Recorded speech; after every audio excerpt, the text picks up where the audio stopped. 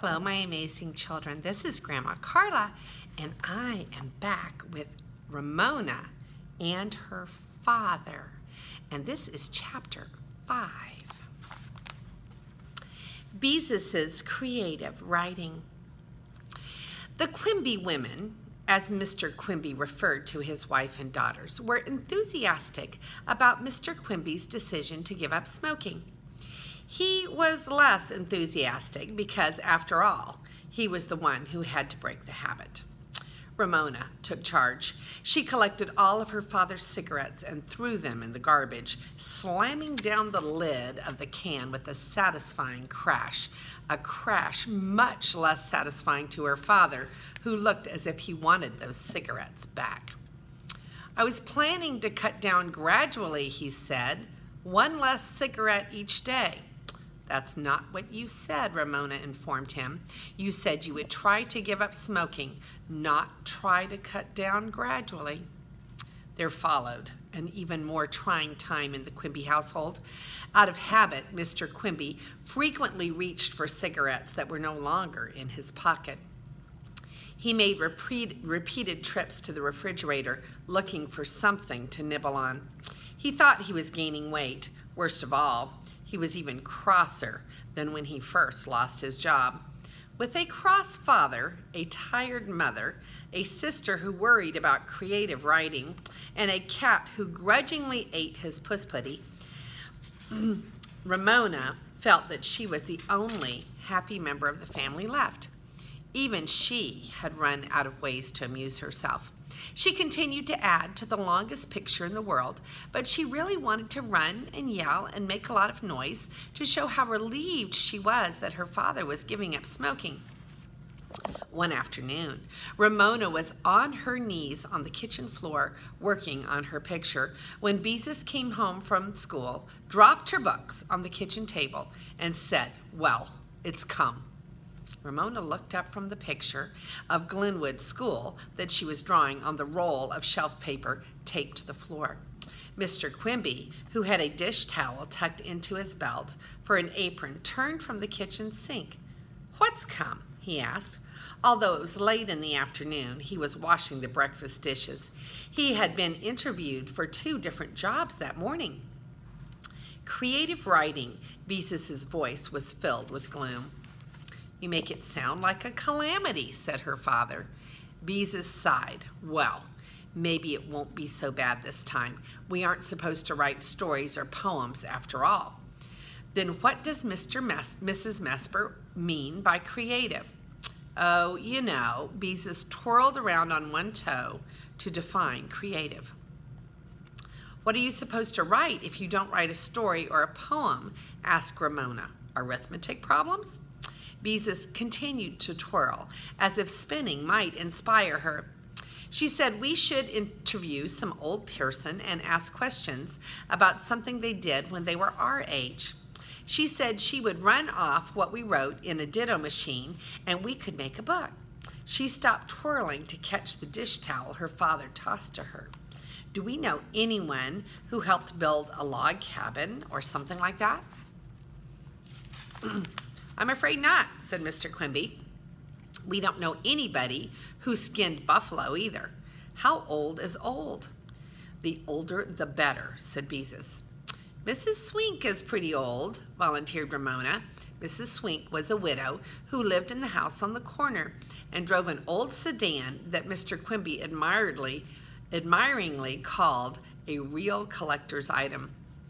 "Yes, but she wears polyester pantsuits," said Beezus, who had grown critical of clothing lately. She did not approve of polyester pantsuits, white shoes, or Ramona's t-shirt with Rockaway Beach printed on the front. "Mrs. Swink is old inside the pantsuits," Ramona pointed out. Beezus made a face. "I can't go barging in on her all by myself and ask her a bunch of questions." Beezus was the kind of girl who never wanted to go next door to borrow an egg or who dreaded having to sell mints for the campfire girls. "I'll come," said Ramona, who was always eager to go next door to borrow an egg and looked forward to being old enough to sell mints. "You don't barge in," said Mr. Quimby, wringing out the dishcloth. "You phone, and you make an appointment. Go on, phone her now and get it over with." Beezus put her hand on the telephone book. "But what'll I say?" she asked. "Just explain what you want and see what she says," said Mr. Quimby. "She can't bite you over the telephone." Beezus appeared to be thinking hard. "Okay," she said with some reluctance, "but you don't have to listen." Ramona and her father went into the living room and turned on the television so they would not overhear Beezus. When Ramona noticed her father reached for the cigarettes that were not there, she gave him a stern look. In a moment, Beezus appeared, looking flustered. "I meant sometime in a day or so, but she said to come right now because in a little while she has to go take a molded salad to her lodge for a potluck supper. Dad, what'll I say? I haven't had time to think." "Just play it by ear," he advised. "Something will come to you." "I'm going too," Ramona said, and Beezus did not object. Mrs. Swink saw the sisters coming and opened the door for them as they climbed onto the front steps. "Come on in, girls, and sit down," she said briskly. "Now, what is it that you want to interview me about?" Beezus seemed unable to say anything, and Ramona could understand how it might be hard to ask someone wearing a polyester pantsuit questions about building a log cabin. Someone had to say something to Ramona, so Ramona spoke up. "My sister wants to know what you used to do when you were a little girl." Beezus found her tongue. "Like I said over the phone, it's for creative writing." Mrs. Swink looked thoughtful. "Let's see. Nothing very exciting, I'm afraid. I helped with the dishes and read a lot of books from the library, the red fairy book and the blue fairy book and all the rest." Beezus looked worried, and Ramona could see that she was trying to figure out what she would write about dishes and library books. Ramona ended another awkward sentence by asking, "Didn't you make anything?" She had noticed that Mrs. Swink's living room was decorated with mosaics made of dried peas and beans and with owls made out of pine cones. The dining room table was strewn with old Christmas cards, scissors, and paste, a sure sign of a craft project. "Let's see now," said Mrs. Swink as she looked thoughtful. "We made fudge and, oh, I know, tin can stilts." She smiled to herself. I had forgotten all about tin can stilts until this very minute. At last, Beezus could ask a question. "How did you make tin can stilts?" Mrs. Swink laughed, remembering. "We took 2 tall cans. 2-pound coffee cans were best. We turned them upside down and punched 2 holes near what had once been the bottom of each. The holes had to be opposite one another on each can. Then we poked about 4 feet of heavy twine through each pair of holes and knotted the ends to make a loop. We set 1 foot on each can, took hold of a loop of twine in each hand, and began to walk. We had to remember to lift each can by the loop of twine as we raised a foot, or we fell off. My knees were always skinned. Little girls wore dresses instead of slacks in those days, and I always had dreadful scabs on my knees." Maybe this was why Mrs. Swink always wore pantsuits now, thought Ramona. She didn't want scabs on her knees in case she fell down. "And the noise of those hollow tin cans made on the sidewalk," continued Mrs. Swink, enjoying the memory. "All the kids in the neighborhood went clamping up and down. Sometimes the cans would cut through the twine and we would go sprawling on the sidewalk. I became an expert at walking on tin can stilts and used to go clanking around the block yelling, 'Pie face!' at all the younger children." Ramona and Beezus giggled. They were surprised that someone as old as Mrs. Swink had once called younger children by a name that they sometimes called one another. "There," Mrs. Swink ended the interview. "Does that help?"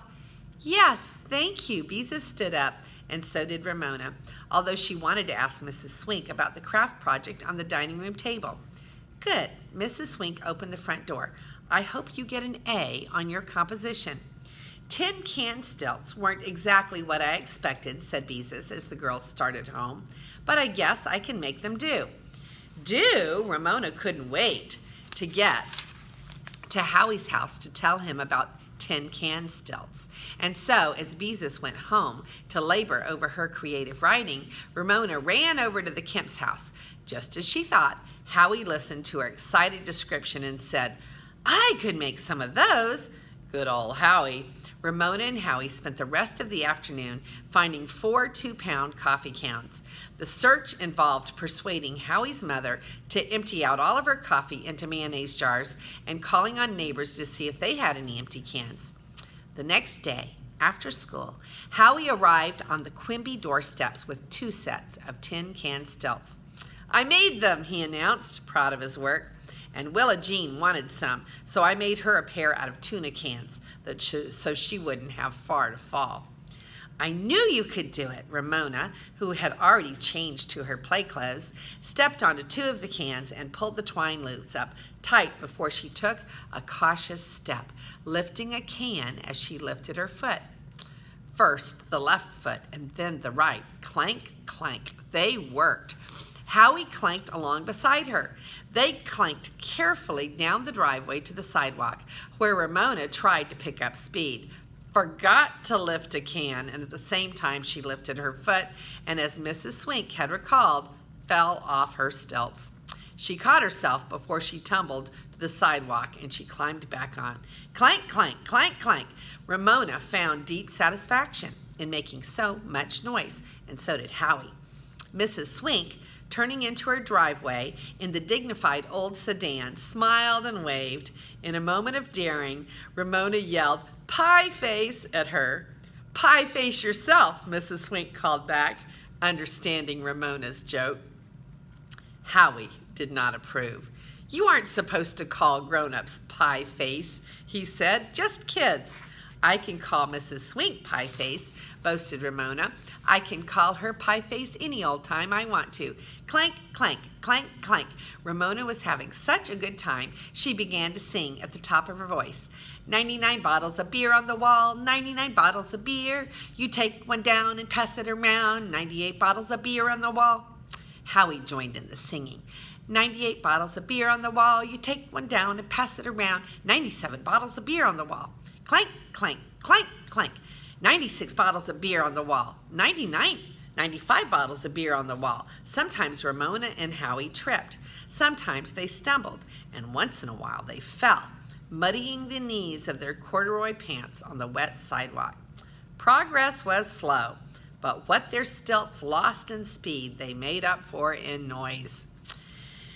89 bottles of beer. 86 bottles of beer.